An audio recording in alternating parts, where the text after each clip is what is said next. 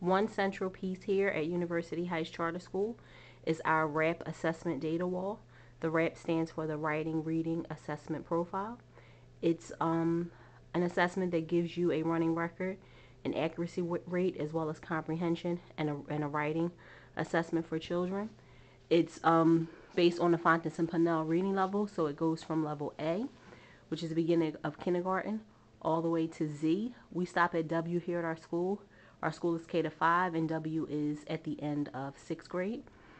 We give it 4 times a year. We give the assessment in September, December, March, and lastly in June. We're in the process of giving our June assessment right now. So if you look in September, each student was given the assessment one-on-one. It's a modified version of the DRA, if you're familiar with the DRA. And each grade level represents a color. So for instance, kindergarten starts at level A. Those are children who are at sort of the primer, ready to read level, not quite readers, and it ends at level D and K. So the expectation is that students will enter kindergarten in A and leave kindergarten at D or above. If you look at our September data, each tab represents a child at that grade level for that color. So all the purple tabs represent our kindergarten. So when we gave it this past September of the 08-09 school year, out of 40 children, 29 students, 29 kindergarten scholars were not on grade level and already came with an achievement gap of where the curriculum expected them to be in the standards and where they actually were. So this data was very powerful for teachers to see where kids were and what they needed. This data also helped with a lot of decision making around how to group children, extra support to give children, how to differentiate instruction, how to differentiate homework, also how to communicate with parents and let them know what their students needed. The Fontes Pinnell levels go A, B, C, all the way to Z, and pretty much each level has discrete skills between each level that students need to attain in order to be considered at that level. So there's discrete skills between an A and a B, and there's things you need to know as a B reader, and if you don't know them, then you would be at the A level.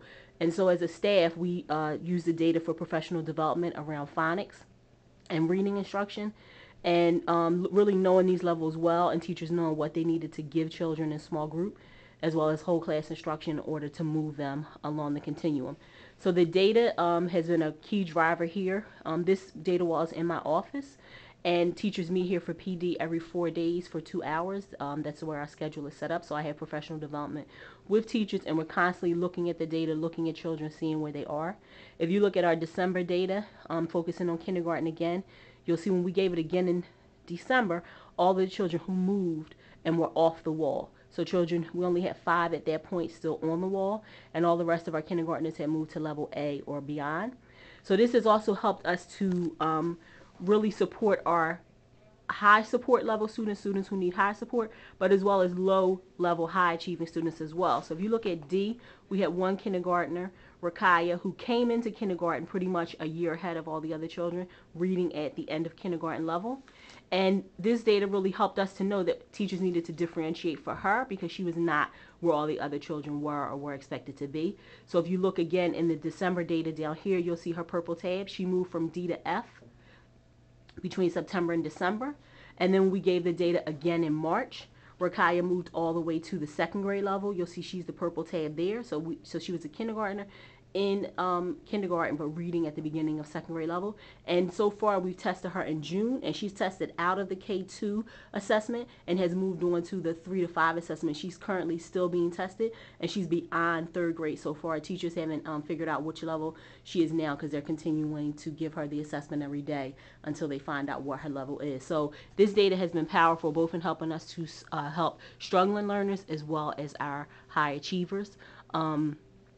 What else can I say about the red wall? I think visually it has been very, very powerful for teachers. It has been helped us to be accountable for our students and where they are.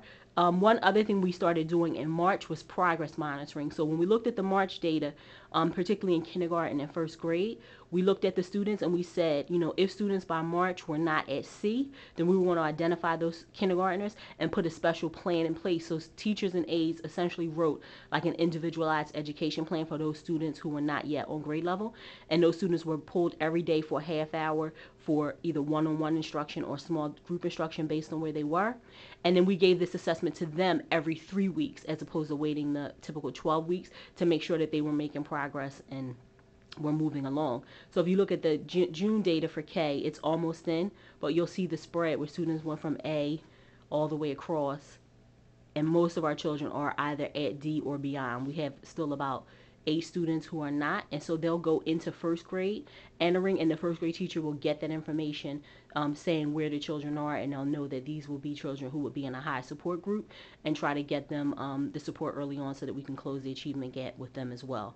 First grade is our orange group, and so if you look up here in September, we had many first graders who were reading at the beginning of kindergarten and a lot in the kindergarten level. And then when we gave it again in December, you see the movement and the spread, how children began to spread out.